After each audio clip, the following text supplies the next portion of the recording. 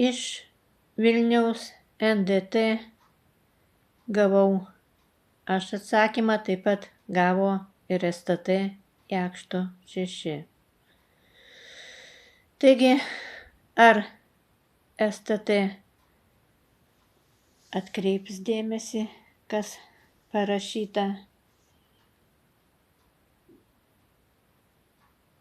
atsakyme šitame?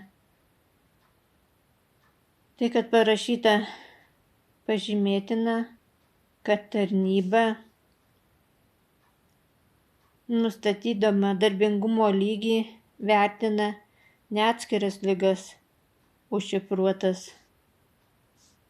tam tikrais TLK 10AM kodais ir nustato ne sveikatos lygį, o darbingumo lygį, kuriam iš esmės įtaką daro ne diagnozuota liga ar asmens patirta trauma, o dėl jų nustatyti funkciniai sutrikimai. Dar kartą pakartoju. Nustatyti funkciniai sutrikimai, dėl kurių masto yra nustatomas didesnis ar mažesnis darbingumo lygis. Taigi, Viktorija Žvirblytė, nustatydama darbingumo lygį, jinai klastojo sveikatos dokumentus ir disponavo jais, neįtraukdama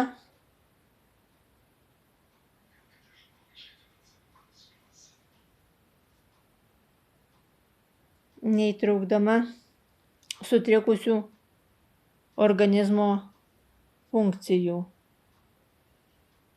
Taigi, neįtraukė sutrikusi kaklo funkcija, riboti judesiai, sutrikusi peties funkcija, riboti judesiai dėl skausmo, sutrikusi stuburo funkcija, riboti judesiai dėl skausmo, sutrikusi kojos funkcija, riboti judesiai dėl skausmo. Šios funkcijos nebuvo įtrauktos, nustatant darbingumą. Todėl Viktorija Žvirblytė nustatė didelį darbingumą, 55 procentų darbingumą.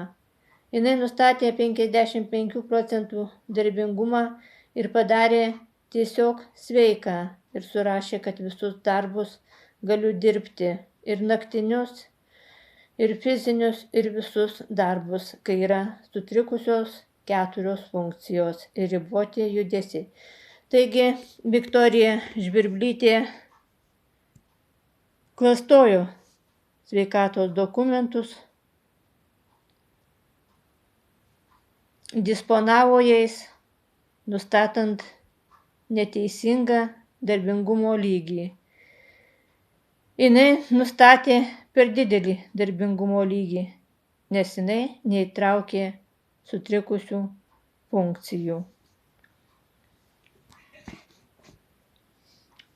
O tai, kad neįtraukė sutrikusių funkcijų, taip pat pažymėjo ir Vytautė Polujanskienė.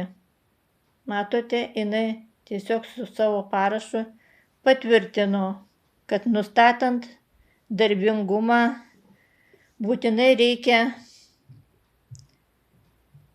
įtraukti ir sutrikusias funkcijas organizmo, o Viktorija Žvirblytė neįtraukė sutrikusių organizmo funkcijų ir nustatė didelį 55 procentų darbingumą.